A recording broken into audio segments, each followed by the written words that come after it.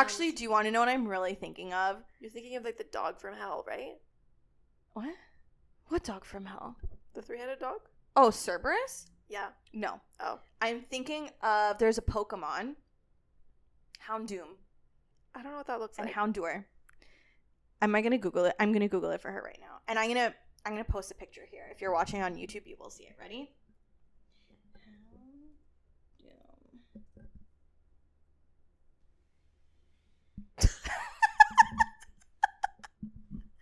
That's so specific.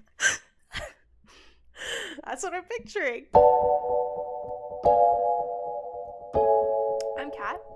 And I'm Cass. And you're listening to Two Book Bitches. Welcome back. Hello. Hello. What's going on? Hopefully some of you are watching on our YouTube channel. Yeah. Hopefully. This is us. If not, that's fine. We will eventually make it work if this didn't work. I'm sure it will. I think we're fine. I'm feeling really confident. I'm hopeful for the future. Me This too. Is clearly on That's our YouTube so channel. beautiful. Yeah. I'm hopeful for the future. Thank you. We'll get that put it on shirts. I'm hopeful for the future. Two Book Bitches. We're on our YouTube. We're on our YouTube bullshit. Honestly, it's kind of stressful recording YouTube. I keep wanting to stare at myself still. Haven't gotten used to it. And you keep doing it, but that's okay. You look cute doing it.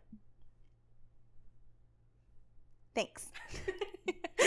And here we have our podcast mascot with us, Pepper. Pepper, she seems to be napping Settled right now. We'll see how long that lasts. Yeah, we'll see. She loves to play, so She was growling a lot and barking in her last episode, but that's okay. she has a lot of opinions. She The summer I does. turned She pretty. had a lot of feels. Yeah, for she her did. Previous episode. She's also Team Conrad, Yeah. so she was just really going through it that last episode that we made. Yeah.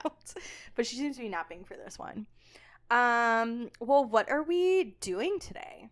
So today we are back on House of Sky and Breath. Correct. And we're doing chapters 9 to 17. Mm-hmm. So buckle up. Buckle up. Did anything happen in the SJM world since we last talked? I saw somewhere on TikTok, and maybe I should stop believing everything that TikTok tells me, but here I am anyways.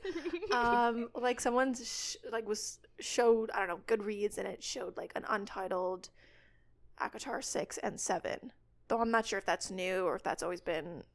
I don't know. I don't even know if that's confirmed. I don't know. No, I think it's confirmed that there are more books coming. Or 5 and 6, because we've only have 4. Yeah, so 5 and 6 it says 5, is 6 showing. I think she has a 6-book arc for sure. Well, I think she has a contract to write all these books. Yeah. I mean, I'm So, here for it. She just. I eat that shit up. Yeah, I'm here I for really it. do. I'm listening to the graphic audio of A Court of Silver Flames. Fun. Oh, it's delish. I must say, I really like the voice actor that they got for Cassie and Nesta. So I'm thoroughly enjoying listening to it. And I love Nesta. If you listen to our Court of Silver Flame episode, I'm a Nesta stan. I love that bitch. So I'm really enjoying it. But that's pretty much it in the world of SJM.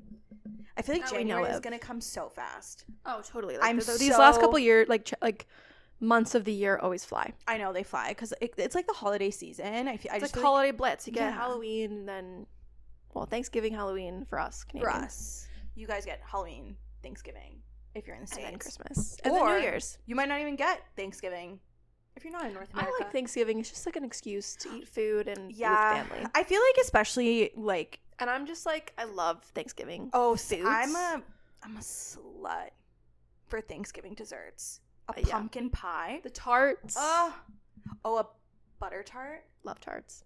Do people know what that is? A butter tart? Yeah. Is that a Canadian thing? Yes, it is.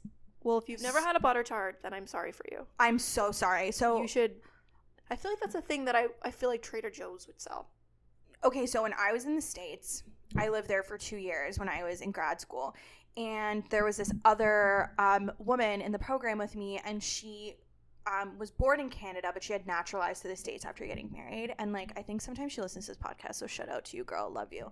But I remember this one time I was feeling really homesick around the holiday time because I couldn't go home for Canadian Thanksgiving because they don't obviously the the days States off. is different, right?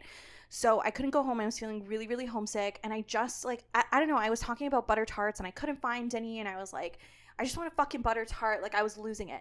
She came to school and she had made butter tarts and Nanaimo bars for me. Wow.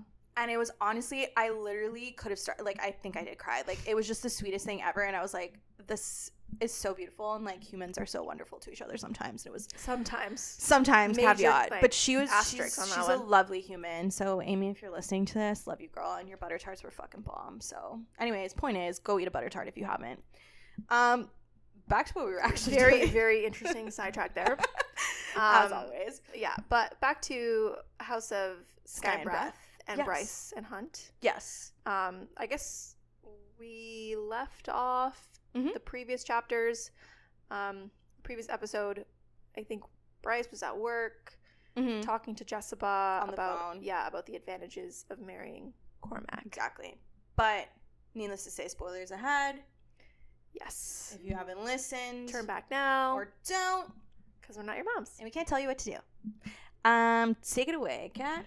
Right. So right now, Hunt is talking to Bryce on the phone about how the new governor, who's named Celestina, hasn't arrived yet. Mm-hmm.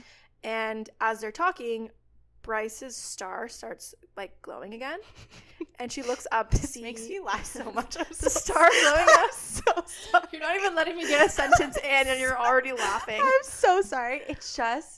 It's so fucking comical to me. Like, you're telling me that every time something happens, like, this bitch lights up. But there has to be a reason. Like, it lights up for certain things. I know. Because, like, it lights up and then all of a sudden Cormac walks into the office. I know. Like, you know why? What, like, what is that? You know what it just makes me think of? Do you remember the Care Bears? Yeah. Do you remember the Care Bears stare? When she just, like, when they would, like, puff shoot out shit out of their chest. This is what it reminds me of. She reminds me of, like, a little light-up Care Bear.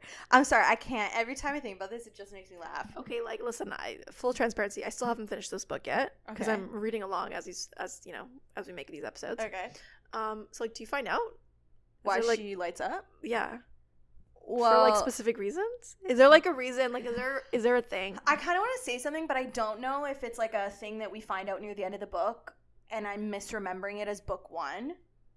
So I'm just not going to say anything. Okay, I guess we'll find out. Yeah, we'll find out. And we'll come back to this. If we don't find out in this book, I'll remember. I'll, like, listen back to this episode. Because I don't remember anything about this in book 1. Okay. I personally might be misremembering it as we read it in book 1, but I'm not sure, so I'm not going to say anything, but. Interesting. Yes.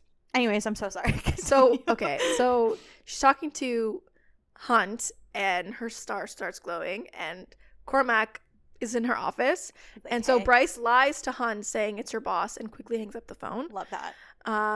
And Cormac notices that the glowing star, and he's like, oh, it glows in my presence because our union is predestined. Ew, he's so icky. Disgusting. Bryce is not buying it, though. She's smarter than that. Bryce asks him what the oracle said to him exactly to make him think that, like, they're predestined to be together. Mm-hmm. And he tells her that he was told that he was destined to marry a princess who possessed a star in their heart. Interested. I mean, like, the shoe fits. But also up for interpretation. No, maybe, of course. Like heart of gold is what that means. Like, not like a literal good person. Not a literal star, just like a good person. Like, you're a decent human or veneer. Like, exactly. You know? Yeah. Like, you make good choices. Exactly. Could be that. Yeah. It could be it's less literal, more, like, spiritual. I feel that. Yeah. And he tells her that their union would bring prosperity to their people. It's always fucking prosperity. Yeah. But Bryce isn't interested in having this conversation. And she manages to kick him out of her office. Love that. Now we're back with Hunt, and Celestina, the new governor, has finally arrived.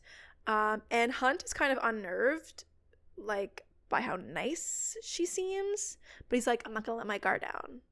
Let me see how this goes. I also get suspicious when people are really nice, so. Like, when they're too nice? I don't know. It's ironic because I think I would consider myself a nice person when you meet me, so maybe I'm off-putting. But, like, I feel like sometimes I meet people and they're so nice. Like, they're too cheery. They're so like, nice. It's like, I cannot be that cheery ever. And like, I'm how are just you like, this cheery? I'm like, are you actually this nice? Or, like, are you lulling me into a false sense of security? I don't know. I don't know. So I get it. We don't know. I get it. We don't know about enough about Celestina yet. Exactly. But she does tell the Trieri that she works very differently from Micah, their previous boss, who turned out to be a psycho. Fair. And Not that difficult when your previous boss truly, is like, the the bar bar is set really freaking like the bar's low. in hell. Yeah. So she's like already a step up. Yeah. So she tells them that she doesn't want like subservience from them, but she wants a partnership. And that she's willing to put in the work to earn their trust. Get that shit printed on a shirt. Truly. Also, can I have that in writing? No, where's my contract? Yeah, like, we'll see if you actually mean this. Mm-hmm. But again, Hunt is still not buying her pretty speeches. Mm-hmm. And I guess Celestina can sense Hunt's hesitation because she tells him that she hopes to learn more about his relationship with Micah so that they can avoid such situations in the future. And Hunt is like, well, what went wrong was Micah was a psycho who tried to kill Bryce, so, like, bar's low, like we said. Yeah, like don't like, do just that. don't do that, and we're good. We're Gucci. Like, we don't need to involve HR. Just, like, be a normal person. Don't try to kill my wife, and we're all good. And we're good. Love that. She actually even apologizes for Micah's actions, which throws Hunt off, like, a lot. Always the ladies. He's like, I've never received an apology from my superiors. This must be suspicious. It's like when your parents apologize to you, you're like, this is weird. That's weird. That's suspicious. That's weird. Celestina knows that Hunt has chosen to live with Bryce over the barracks tower. And she tells the rest of the Trieri too that they are also free to live wherever they want. Like, they don't have to live in the barracks tower. I kind of love that. Yeah. She tells Isaiah that in her eyes he's a free male and that she's gonna continue to work to help him becoming a free man. I love that. And she informs them that there are more people coming to join the Trieri since Sandriel's, like, Trieri was split in half. And then in come Bollocks and Baxian, which we think we said Bastion, right? You say Bastion? I say Bastion. I don't know. I understand why that makes more sense, but I still say Baxian. I feel like you're probably right. I don't know. She didn't really include a pronunciation guide for this one. I mean, we talked about it time and time again. Guys, if you're going to write a fantasy novel, I need a fucking pronunciation or else I'm not going to pronounce them the way you want me to. Post it on Instagram. Yeah, something. Post a TikTok. So anyways, Bollocks is hammer, and I don't know. I like Bastion. We'll go with Bastion for the purposes of us. He's Hellhound. Exactly. Hellhound. Yes, not Hellbound. I don't know why I wrote that. I don't know. Hellhound. Spelling mistake. Who knows? So everyone is just, like, sizing each other up at this point. So the Hellhound, or, like, Bastion, has this, like, massive scar on his neck, and apparently the scar was given to him, like, by Hunt. And the Hammer, or Pollux, is basically just, like, a sadistic fuck. Like, he loves being a crazy person. Like, he's into it. No one even gets, like, a full fucking syllable, like an iota of a word out before, like, Hunt tackles Pollux to the floor. He's just like, fuck you. And this is, like, not being chill. Like, you remember how he was like, Bryce, it's gonna be so fine. Like, don't worry about it. This is not him being chill. No. This is actually the express opposite of that. Of being chill. So we cut to Ethan for a hot sec, who's just, like, super freaking bored in Bryce's apartment. And, like, he's left to his own thoughts, which is... It's always bad news. To be left to your own devices? Oh my god. Listen. Absolute insanity. Sometimes you just don't want to hear your own thoughts. No, are you crazy? I need to have, like, TV, TikTok, laptop, something else going on. Otherwise, I spiral and I pick up a new hobby. And that's just not good for anyone. So he's thinking about the fact that he's, like, a wolf with no pack, which he considers, like, a soul wound. And Perry texts him about, like, I think she's just like, are you alive? Because, like, he hasn't really contacted any of them. And he tells her he is before deciding he's just going to take things, like, one day at a time. So basically we just got, like, a little 5-second scene with, like, Ethan in it. Back to the shit show that's, like, Hunt and Co. Bryce is now on her way to bail Hunt out of jail after Celestina called her. So Celestina tattled on Hunt to Bryce. Hunt is super pissed off, and Bryce is like, you're a dumbass for starting a fight, and Hunt is trying to get her to leave, but Pollux and Bastion insert themselves into the conversation, and I'm pretty sure Pollux is in his, like, own cell, from what I remember. Like, he's in a cell, Hunt's in a cell. I don't think Bastion is in a cell. I think he just, like, wandered his way down to the jail. We learn a little bit more about Bastion at this point. He can shift into a hellhound, and he was Sandriel's like spy master and tracker. So like, I don't know. I kind of think he's like the Azrael of the group. Okay, but like, Yes. do we ever really get a description of what a hellhound looks like? No, but I do have one in my head. Like, what dog do you think a hellhound looks like? Because I know what dog I think it looks like. I don't know. It's just too close to bloodhounds. That's what I'm picturing. Girl, it is not a fucking bloodhound. You think those floppy ear fuckers are... Why not? What are you thinking of? You're thinking of like a Doberman. I guess. I mean, Like, it makes more sense, but just the word just actually, sounds... do you want to know what I'm really thinking of? You're thinking of like the dog from hell, right? What? What dog from hell? The three-headed dog? Oh, Cerberus? Yeah. No. Oh. I'm thinking of... There's a Pokemon. Houndoom. I don't know what that looks And like. Houndour. Am I gonna Google it? I'm gonna Google it for her right now, and I'm gonna post a picture here. If you're watching on YouTube, you will see it. Ready?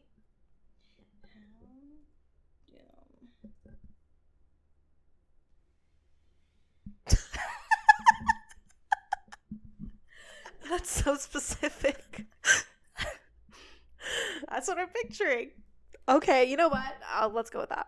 Like, you're telling me the word hellhound does not inspire this? It's the horn thing that's really throwing me off. I just think it's And so the tail. perfect. That's a ponytail. It's a really pointy tail. I'm gonna put a picture up so you guys can see, but Yeah. I that's what I'm picturing. Cat. I don't know why you're picturing a bloodhound. That's I'm crazy. not picturing a bloodhound, just the word sounds like that. Okay. I feel you. Yeah, so he's a hellhound, he's a spy master, he's a tracker, and then Pollock starts throwing, like, stupid jabs at, like, Bryce. Like, he's just being a dick. But she shuts him up pretty quickly and, like, flashes her power at him when she, like, leans With her in Care close. Bear. Yeah, she's stare. like, do the Care Bear countdown. 5, 4, 3, 2, 1. How do you remember that? I don't know. I was really into the Care Bears when I was younger. I don't remember any of their names. Oh, no, I do. There was, like, Sunshine Bear. I don't remember this.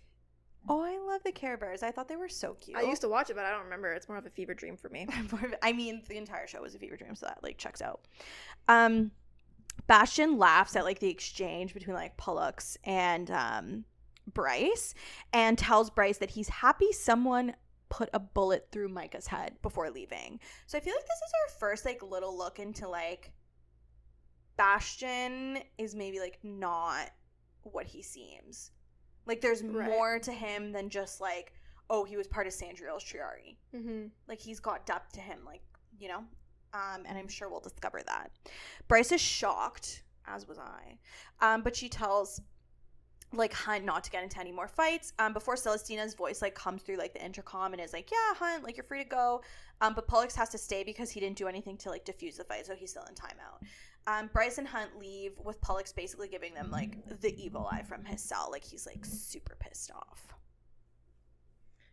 Now we switch to Therion. So much switching. I know. There's a lot of different, like, point of views in this. POVs. So Therion is still trying to find Sophie and has currently hacked into her email account using some software from, like, Declan that he bought. He purchased it? Yeah. He didn't get it for free? No. He was like, no friend discount for you. That's actually so You rough. have to pay the full price. Do you remember when you used to have to, like, buy software for, like, your computer and, like, install them with, like, a CD? Yeah, you used to have to do that for, like Microsoft. Windows. Like, yeah, Microsoft. Windows Word. updates. Yeah, all the Office 365. Norton Security. Do you remember that? Oh, those were the times. So now you just, like, click a link on your Fucking Ask Jeeves. which she knows is now real. Did I really deny you? Like, I feel like I knew that was real. You were like, I was trying to convince you it wasn't. a little bit. I don't remember that. It was a little bit like gaslight gatekeep girl boss of you. Okay. But I kind of love it. All right. Well, she was right. Anyways. So Therion looks in the email inbox. He looks in the junk folder. He looks in the trash, and he finds nothing. And then he starts looking at the sent folder, but then realizes that he has like 30 minutes left until he needs to like get into water or like risks losing his fins. Right. But he's like, I got time. So he keeps looking through the emails, and he finds an email subject, Dusk's Truth, which like catches his eye, and it was sent like 3 years ago. Mm-hmm. He reads the email, and all it says is, working on gaining access will take time. He scrolls down to see like what she was responding to, and he sees an email from a username called like BansheeFan56 that says, have you gotten inside yet? I want to know the full story. So espionage. I know, I love it. It's like none of this makes sense. No. I love it. So he searches the email system for this like sender's name, and he finds another like half deleted like chain titled Project Thur. And if we remember, that's like the god of Thor. Like to me, that's just Thor. It's Thor. It's Thor. It's Thor. So Banshee Fan 56 wrote, "Could be useful to you. Read it." And Sophie has responded with like, "Just did. I think it's a long shot, and the 6 will kill me for it." And Therion thinks that the 6 refers to like the Asteri. I feel like that checks out. Yeah, so he Googles Project Thur, and all that comes up is reports on like archaeological digs or art galleries with exhibits on this demigod Thur, which is basically Thor. He then looks in the draft folder and finds another email from the Banshee Fan 56 user saying, "When you find him, lay low in the place I told you where the weary souls find relief from their suffering in Lunation." Lunathion. I like mine better. Lunation. Okay. It's secure. That's what the email says, that Lunation's secure. How did you say it again? Lunathion? Nah. She's like, no. It's again one of those words I just skip over anyway. You're just like, it's just you see the word, you don't read it in your head. Yeah, you're like, yes, I know what they're talking about. Yeah. Then Sophie had started to like draft a response saying, "Thank you. I'll try to pass along the information to my ... Like she never finished the email. Damn. Like she never finished the email and she never sent it. So then he uses his like,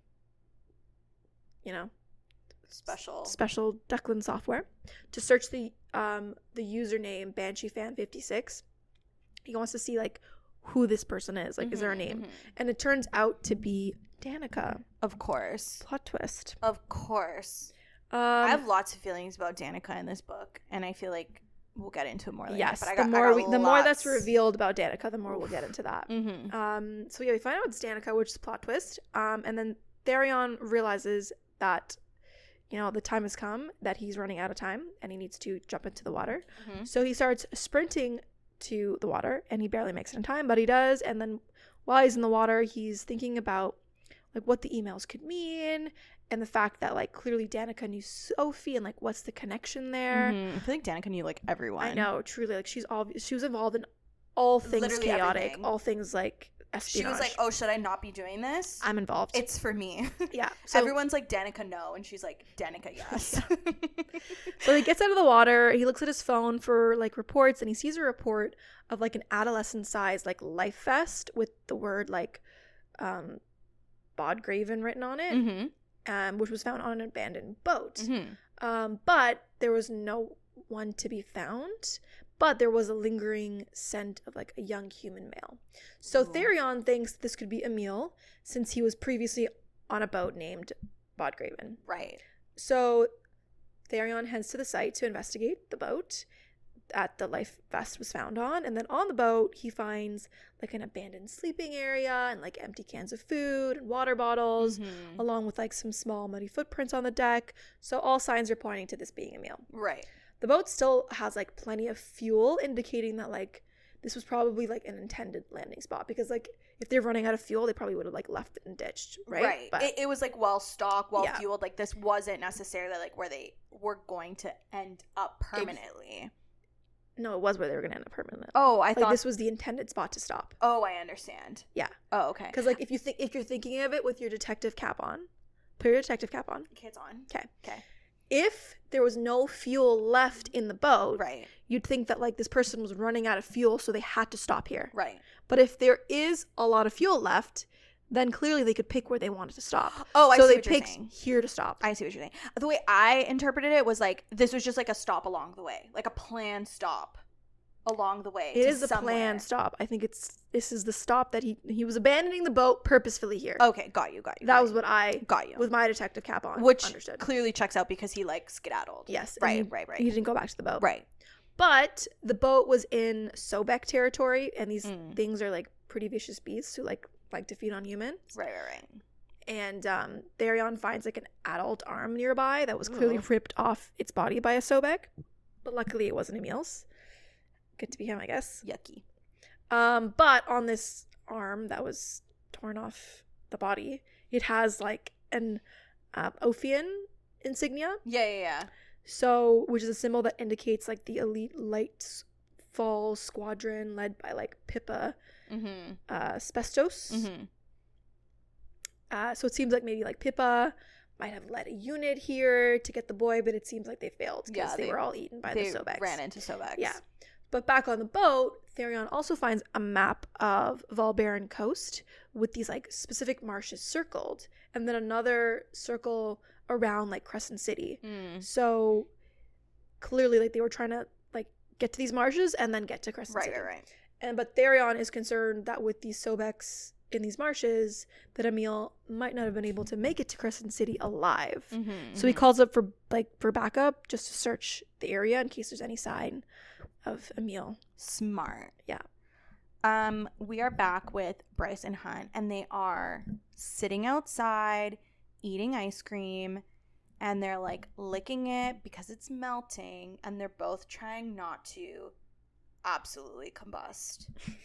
Like, they're just erotically eating ice cream in front of each other, and they can't deal. They're also talking about Bryce's bike and how it's giving her issues, and Hunt is being like, Mr. Fix It. He's like, I can fix it. And Bryce is like, oh, do you know how to like fix stuff because of your lightning powers? Which, I mean, like, it made sense, but I like, when I read this, I was like, oh, this is such a stretch. Like, maybe he's a handy guy. Maybe he has a how to fix bikes for dummies book. Maybe, you know what I mean? You never know.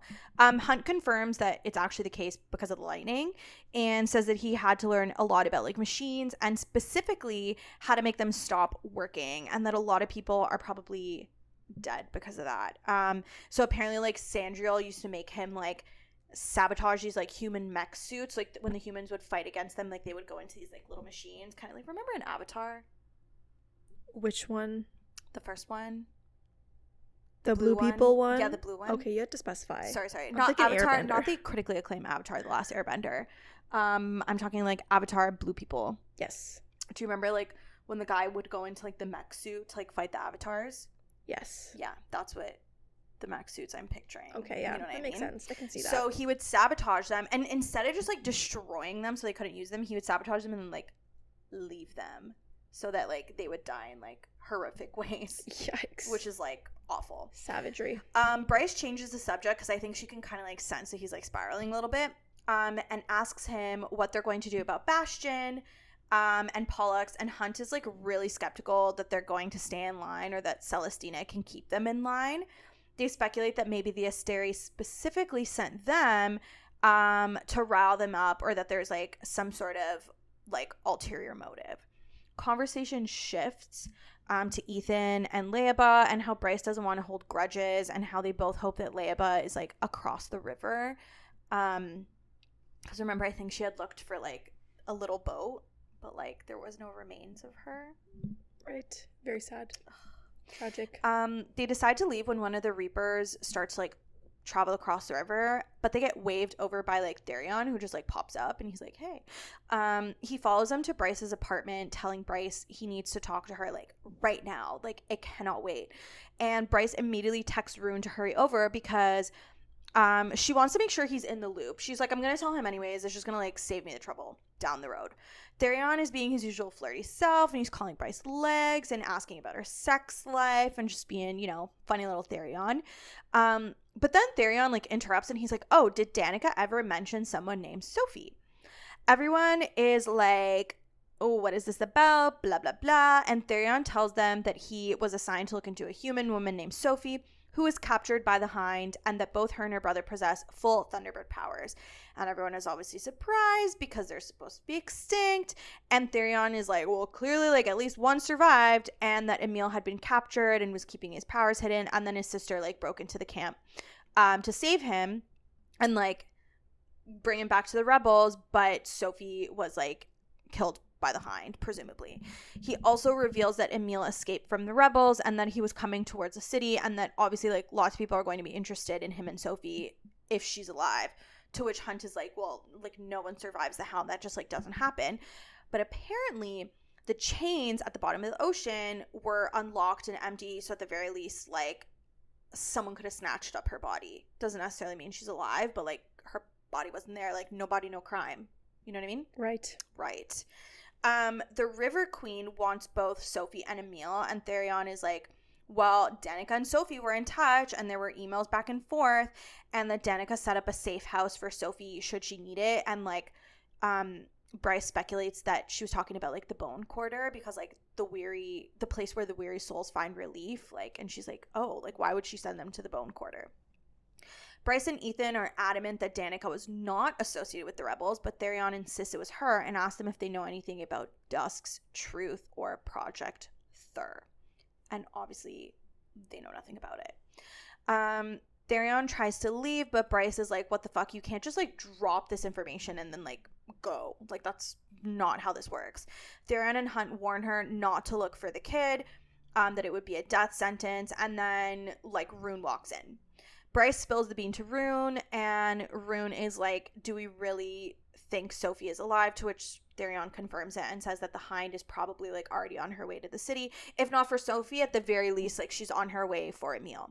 He also thinks that the, like, Ophion / rebels are, like, also on their way, and then he needs to find the kid to bring him, like, beneath, like, to where the River Queen is, before, like, shit goes south. Like, he's like, so many people are looking for this child, like, I need to find him. Bryce is scared that whoever finds Emil will just use him as, like, a battery, essentially. But Therion... Yikes. No, it's awful. But Therion is like, better I find him than anyone else. Bryce says she's going to ask Fury about Danica and Sophie. Like, maybe Fury knew a little bit more, because I feel like Fury knows everyone's secrets. She does seem like someone who would, like, keep secrets. Yeah. Like, she has secrets in her hair. 100%. That's why her hair is so big. Exactly. It's full of secrets. Secrets. Therion says he's going to be back tomorrow at lunch, and he hands over, like, a sample of, like, the emails. Hunt and Rune are telling Bryce to stay out of it, but Ethan is on Bryce's side and wants to find Emil because he's probably, like, scared and alone.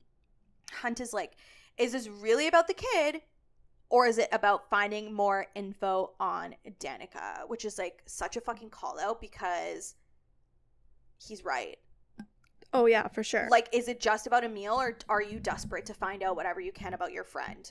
Well, I think it's, I mean, I feel like it's a bit of both, but to me at this moment, I feel like it's more about finding out 100%. about Danica. Like, I get it, but, like, she doesn't know who this Emil kid is. Right, like, what's the stake in it? Like, what's in it for her to do that? Exactly. Right? No, it's more about Danica. And, I mean, Bryce admits it's both, but basically she's like, I'm not going to let a kid be captured by anyone and used as, like, a child soldier. Admirable.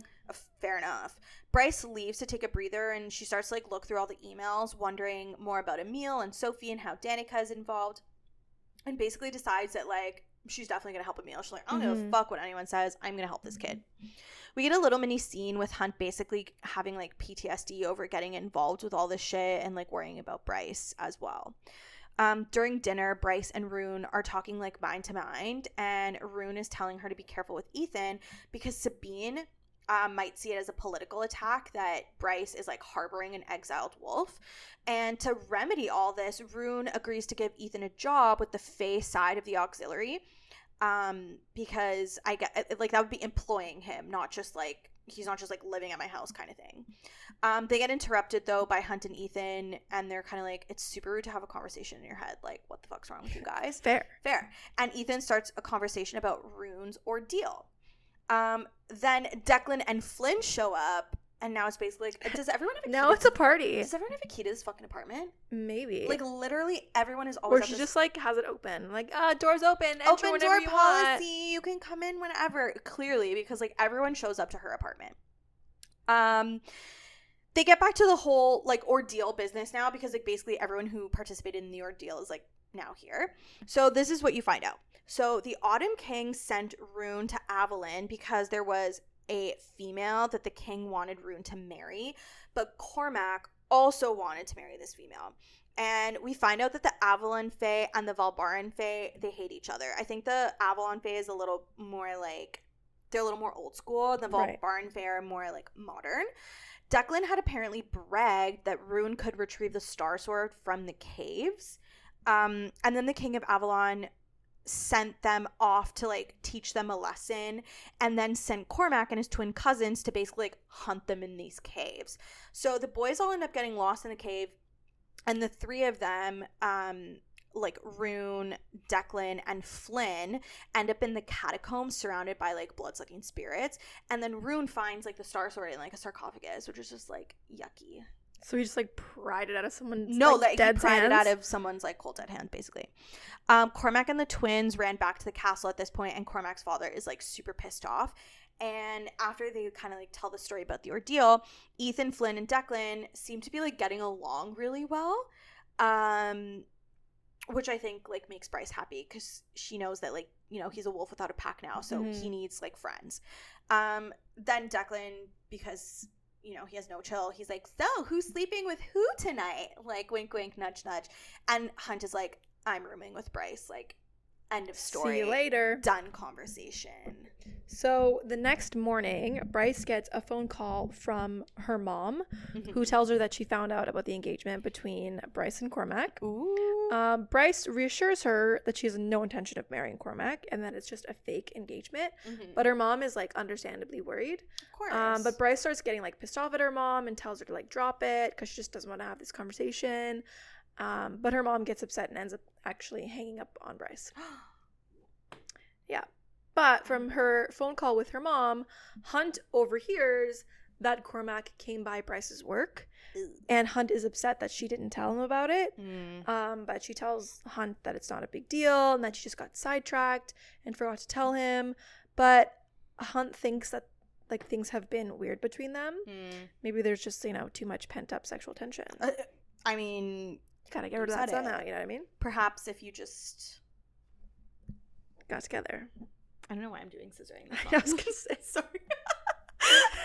I was like, wait, wrong thing. Wrong mechanics. Yeah. But Bryce has to leave to meet up with Fury, so Hunt says that they will table this discussion for now, but they will revisit it soon. So Bryce meets up with Juniper and Fury, but June leaves them shortly afterwards to head to practice. And alone, Bryce tells Fury about Sophie and Emil and like all the stuff that Therion told her about Danica. And Fury tells Bryce that Danica never like hinted at any involvement with the rebels. But like, I mean, that doesn't mean that she wasn't involved. Yeah, like that literally like means clearly nothing. Danica was close-lipped about a lot of things with a everyone. lot of things. Yeah. Bryce asks if she thinks the meeting location could be the Bone Quarter, but Fury doubts that Danica would send a kid there. Like, that's aggressive, you know? That's so aggressive. Like, because there's, like, Reapers there. Yeah, it and, seems like, pretty dangerous. Yeah. But then it's again, not a place for a child. Then again, maybe it's, like, a place you wouldn't think to look then. Exactly. She's So like, maybe it's how the could she perfect send a place. child to the Bone Quarter? She did. She did. And she did. And Well, the we don't child know is yet. safe there. Fury says that the only other secret she knew about Danica, and that she knew that Danica was keeping, was that she was a bloodhound, which means that she can scent like bloodlines, which is like news to Bryce. But Fury says that it's a dangerous gift to possess because people would pay highly to use it and to kill anyone with it. Yeah, because it's basically like a paternity. It's a paternity like, test. You are the father. Your nose, and you are the father. You like, are the father. With 100%. This is So, quite the gift. Fury warns Bryce that she's getting into some dangerous shit, and Bryce says that she has to know the tie between Danica and Sophie and learn the truth about Danica and what Danica was involved in, no matter the cost. Of course. She's like, this matters. She's literally not going to, like, she's not going to quit, ever, until she finds out exactly what Danica was up to. Exactly. Oh, good morning, Pep. Our little Pepper woke up from her nap. Pepperoni woke up. And now she's all excited. She just wants some love. Okay, so Hunt is at the Comitium, and he's watching, like, various, like, soldiers, like, spar and, like, fight, and he's, like, chatting with Isaiah. And Isaiah is asking Hunt if he thinks they'll end up on the battlefield again. And, like, Hunt obviously, like, hopes it doesn't come to that. But he starts to have, like, war flashbacks about Sahar and how Isaiah had warned them that they were all going to die. Like, apparently, like, the night before, like, Sahar died, like, Isaiah basically, like, met in Hunt's room, and they were, like, he was, like, what the fuck's going on? Like, we can't be doing this, like, blah, blah, blah, blah. But Hunt ignored him, and then him and Sahar fucked, and then Sahar died the next day. It's all very dramatic. Never a dull moment with these supernatural people. Truly. So Bastion and Pollux are also there training troops, and Bastion comes up to Hunt, goading him that he can't believe that, like, Valbara is, like, this boring. Hunt says that he just wants, like, a normal life, but Bastion is like, oh, I'm having a hard time believing that, like, you want a normal life, like, blah, blah, blah.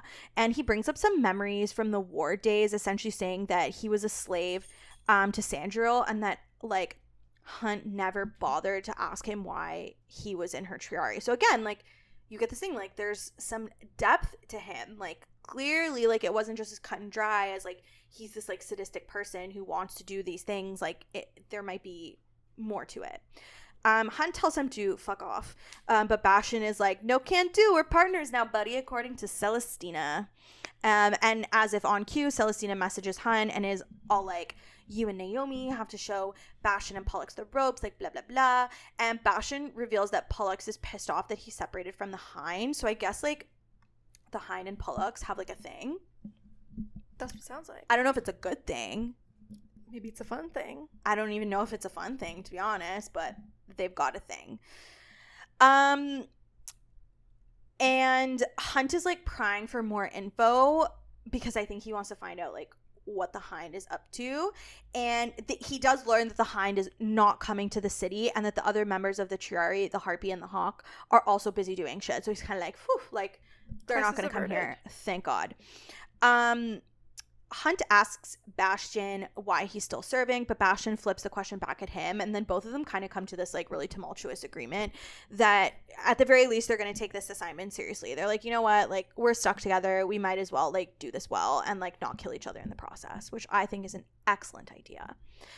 We flip over to Therion, who shows up at Bryce's apartment to talk, but Bryce isn't back yet, so he ends up talking to Ethan about Danica's, like, involvement with the rebels, and Ethan is starting to get, like, really, really defensive at this point, and is like, don't talk about them, and, like, getting involved with Ophion is gonna get everyone killed, like, blah, blah, blah. Therion is like, listen, Danica did a lot of shady shit before she died, and Bryce knows that, and you're not protecting her by lying or refusing to, like, talk about it. Like, you're not saving anyone at this point. So Ethan then is like, well, there was this one thing. So Danica was a history major in university, and she was writing this paper on something that could apparently get her in a lot of trouble. But she ended up changing the topic of it, which was really weird to Ethan because he described Danica as, like, relentless. Like, he was like, listen, like, when she wants to do something, like, she will stop at like, nothing. no one's changing her mind. Exactly. So, like, why the fuck would she change the topic? Therion is like, thanks for the info, and Ethan starts watching Sunball highlights while he waits for Bryce. So then they're all just sitting around, basically. Then Rune meets up with Bryce, and Bryce wants to talk about Danica and her connection with Sophie. They get to Bryce's building, and Rune warns her about, you know, getting involved with Sophie and finding a meal, and reminds her that the Asteri are watching her. Then when they enter Bryce's apartment, they find Therion on the couch with Ethan, and they notice a white cat on Ethan's lap, and Rune can, like, immediately sense Bryce's, like, fear or, like, hesitation, and Bryce tells them that, you know, this is not a cat. And then Hunt arrives, like, just in time as, like, the white cat, aka, like, the Prince of Chasm, starts speaking. Mm-hmm. Then they all go on, like, defense, but Adis is like, calm down, thought we were all friends here. Like, why is everyone freaking out? Yeah, and Adis asks Bryce why she hasn't learned how to use her powers yet. And when she says that she knows how to use her powers, she's like, listen, stop, like, mansplaining this to me. I know how to use my powers. They're my powers, not yours. Exactly. He says that he remembers the last Starborn Queen, Thea, and her powers. And if Bryce got her gifts from Thea, then she clearly does not know how to use them yet. Yeah. Adis then starts giving them all a history lesson about Bryce and Rune's ancestors, saying that Rune's powers are more like Peleus, who is not a good guy, bad guy. Bad guy. Bad news. He forcibly wed Thea's eldest daughter, Helena. Mm-hmm. But before doing that, he killed Thea and stole her star sword, which Adis tells them actually belongs to Thea's female heir. So technically the sword should be Bryce's. Yeah, it's Bryce's sword. Yeah. But she's being nice. Yes. Adis calls the Prince Peleus an imposter, even though he is revered as the first starborn prince to everyone who knows him. I'm getting the vibe that, like, Adis was in love with someone. Maybe Thea? Maybe. Or Helena? I got the more Thea vibe because he seemed really salty that, like, Thea died. This is true. You know what I mean? Maybe he's not telling the whole story. Or maybe it's Helena. I don't know. I'm just getting the love vibes here. But personally. everyone is kind of confused as to why Adis is telling them all this. Mm-hmm. But he says that he was unable to help then and had arrived too late to help Thea. So he had even asked his brother a favor to kill Peleus. Yeah, because he's brothers with all the princes of hell. Yes. Like, they all take over, like, a different part of it. So he wants to ensure that the past does not repeat itself and asks Bryce if she is doing anything to help in the war. Ethan says that hell is their enemy, and Adis is like, well, who told you that? Like, who wrote the history? Mm-hmm. And Therion says the Asteri. Ergo, you know, maybe not necessarily the truth, because history's written by the victors. Exactly. So, and it's not necessarily the most true version, so who knows? Exactly. Adis then confirms that the Asteri have spread their lies for years, and he warns them that there is a war approaching, and Bryce's powers are not ready yet. He's like, don't get comfortable. He's like, you need to whip yourself into shape if you are going to help in this war at all. He's like, go to training camp, sweetie. Like, Yes. you need a boot camp. He tells Bryce that Hell's armies will help at Bryce's command. He's like, we are ready. Sound the signal, and I will send my army. You know what, though? Everyone's like, Bryce trained this, Bryce trained that, but where does she do this? No one's telling her how. Truly, no one's offering help. No one's telling her who to call. No one's telling her where to go. Like, no one's given her a little card, be like, here's my trainer. Like, he's really good with starborn powers. Yeah. He knows what's up. He knows, like, everyone's just like, be better. And Truly. she's like, but how? Like, makes me mad. Well, and Bryce is confused. In fact, she asks if he's basically trying to convince her to join the rebels against the Asteri, and is like, I don't even know any, like, Ophion rebels. And Ada says, well, that ain't true, because there's one standing right behind you. And in pops Cormac, who Adis addresses as Agent Silverbow. Dun, dun, dun. Plot twist. Here we go. Oh, how the turntables. Oh, how it turns. All right. So Rune is like, what the actual fuck? Does your dad know? Does my dad know? He's like, who knows? And Cormac is like, no, and they never will. Now everyone is like, you know the, like, Spider-Man meme where they're all, like, all pointing at each other? Yeah. Because everyone's like, what do you know about Sophie Renass? What do you know about Sophie Renass? Everyone's like, what do you know about Sophie Renass? She's, like, the hottest topic right now. Cormac is getting really heated at this point, and then Therion is like, let me guess, Sophie's your girlfriend. Which just makes Cormac, like, more pissed off. Bryce is like, okay, like, let's all calm down. Let's talk like adults.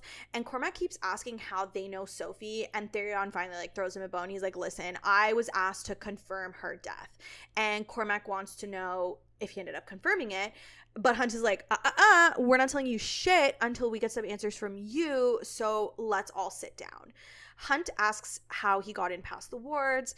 And Cormac confirms it was essentially, like, Adis who left, like, a hole in the wards, and he came there because he's also hunting for a meal, and he wants to know what Therion knows.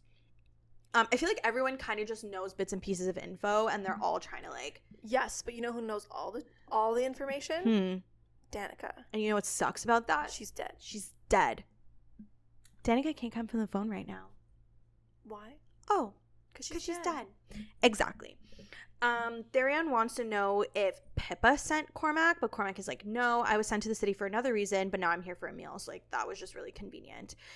They want to know why Emil ran away from Pippa, and Cormac is like, she's basically, like, batshit fucking crazy. And Emil is afraid of her because she, like, Pippa saw Emil as a weapon and wanted him out on the battlefield, which is crazy because he's like a 12-year-old kid. He's just a baby. Yeah. Like, what is he doing? Leave the poor kid alone. Exactly. And he ran away before Pippa could do any of that. Cormac is trying to keep Emil safe from Ophion. Bryce is like, how can we trust you when you basically like tried to kill the boys during the ordeal? And Cormac is like, you guys need to get over it. He joined the rebels because he felt like it was the right thing to do. He's like, get over the past, like, I've changed. Bryce asks why the Hind went through all that trouble with Sophie. And then Cormac reveals that Sophie knew something vital about the Asteri and that whatever it was is war changing.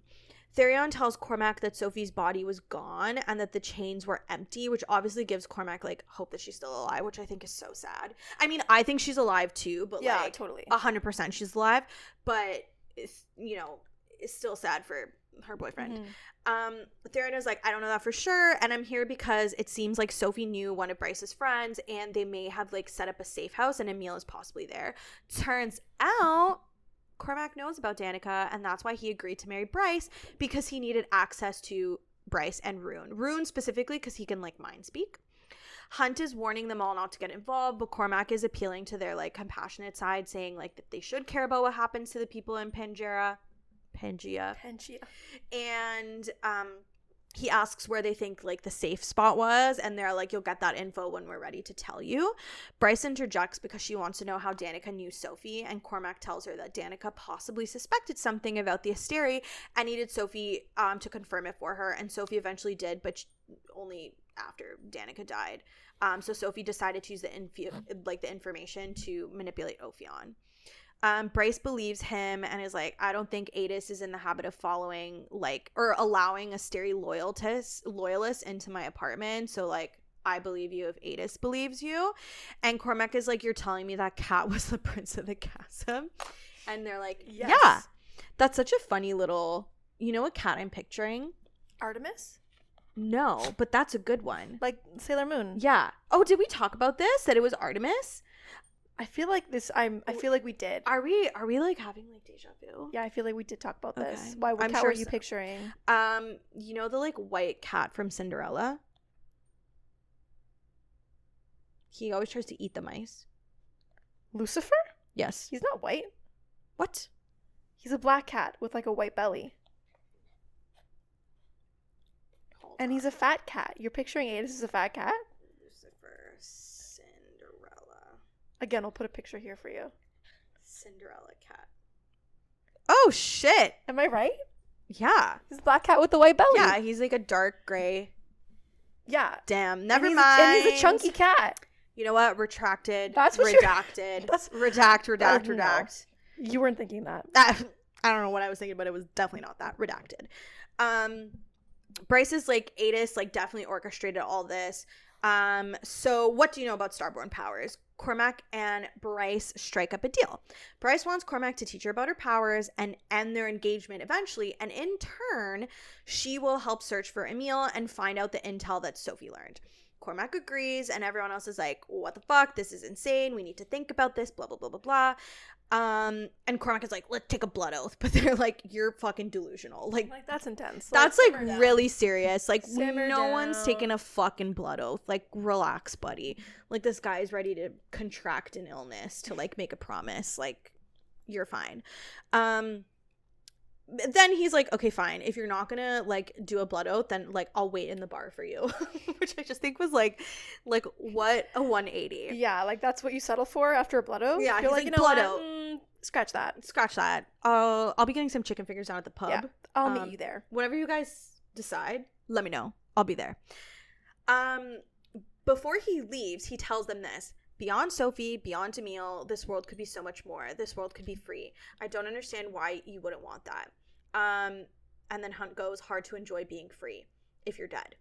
And facts. I mean, like, that's not wrong. Fair. And then Cormac opens the door and he's like stepping into the swirling shadows and he goes, I can think of no better reason to yield my life. What a line. Intense. Mic drop. He's like, I will die for that. That's the hill I choose to die on. That is I the hill. will if need be. And you know what? He might. He probably will. So now that Cormac is gone, they are all trying to make sense of the new information that they have just learned. Bryce wonders if Dusk's truth could be related to like the Lightfall Squadron, and if Project Thur could be related to like the Thunderbirds. And they decide to take a day to think about all the intel that they have now, and like they will reconvene tomorrow night. And then at the pub. Yes. And Bryce and Hunt leave the apartment too. Alone, Bryce and Hunt talk again about how involved they want to get into this whole situation with Sophie and Emil, and although Hunt is hesitant, they ultimately decide that they will do what they can to find Emil and discover the truth about what Sophie was involved in. Mm-hmm. Bryce believes that whatever intel Sophie has is worth the risk. This way they have some info on the Asteri that they could kind of use against them if the Asteri ever try to fuck with them. So, I trying mean, to smart. get some leverage. Yeah, 100%. I think that's smart. Bryce then changes the subject and tells Hunt that she doesn't want to wait until winter solstice anymore to have sex. And then she kisses him. Finally, some sense. Truly. Some sense. Hunt is immediately turned on. Obviously. And is consumed by thoughts of fucking Bryce. What else But is new? Hunt comes back to Earth for a second and realizes that they are making out in an alley. And that anyone can see them. And if word got out, then it could end her engagement with Cormac. True. So he stops himself from taking it any further, even though it pains him to do so. I mean, but Bryce suggests... pains me to read about it. Yeah. Bryce does suggest that they will continue this in private. Ooh. And he tells her that he'll do whatever she wants. Ooh. But Bryce says that she wants to know what he wants. Ooh. And he's like, well, I thought that was obvious, baby. Wink, wink. But then they, walk back into the street and say that... and agree that they will continue this later. Wink, wink. Nudge, nudge. As will we. Because... that's it for now. that's it for now. We leave you there. I feel like, what did we learn? We learned... I don't know. What did we learn? that Danica continues to keep secrets. We learned who Agent Silverbow is. We learned that Adis potentially is in love with someone. We learned that, like, basically everyone and their mom is involved in this, like, Sophie Renasse thing. Truly, it's like everyone's like on a hunt for My these people. favorite thing is that, like, everyone's acting like it's a big secret, Sophie Renasse, but literally everyone in this fucking book knows who Sophie Renasse is. And everyone's looking for her. And everyone's so fucking it's looking a for her. fight to the finish line? to the finish I was going line. to say to the death. But to the first person to find her wins. You know what I mean? Yeah, finders keepers. Yeah, losers. literally. Finders keepers, losers weepers. But I just feel like, I don't know, I just keep learning things, but it doesn't add to my understanding. I keep getting more information and I keep getting more confused. Yes. It's like one step forward, 3 steps back, really. Oh my god, that's so Olivia Rodrigo. Yeah, exactly. That's how I feel. It's only one step forward. Sad song. 3 steps But yeah, back. I feel like we learned a lot, but also nothing. I And feel like that's mostly how this yeah. book goes. And I mean, from what I recall about, like, reading the entire book, that is how I felt till the very end. So we've got a lot more episodes of confusion coming up. Oh, for sure. Yeah. But any other final thoughts on this, like, little section? Nope. Nope. No. Just confused. Just confusion. Just confusion. More confusion. Love that. So we'll leave it there. Yep. Take a break from this confusion. Take a little pause because what are we doing next week? Next week, we are doing an episode all things Taylor Swift, including our favorite songs on each album and what books we'd recommend based on each album. So stay tuned for that. Will be lots of fun. Lots friends. of friends. lots of Swiftie fun. Friends. Yes. I'm so excited for that episode. You have no fucking idea. Even Pepper's excited. Look at her. Pepper's a Swiftie. She's such a Swiftie. Look at this. She's trying to say something. Her favorite album is Reputation because she's a Scorpio. And I just feel like that fits her vibe, you know? But yeah, I'm literally so excited for the episode. I'm like a big fat Swiftie. Like it's honestly a little bit deranged. And I think I went a little bit off for the episode notes. And we shall see. I wrote out lines of my favorite lyrics. She did. She really did. Stay tuned for that. It will be like basically a poetry reading episode. Yeah, actually, everyone get ready. I'm going to do a poetry reading episode. Yeah, that's basically what's going to happen. But otherwise, all the information, like our socials, like our email, everything is down below in the episode description or like the YouTube description if you're watching this on YouTube.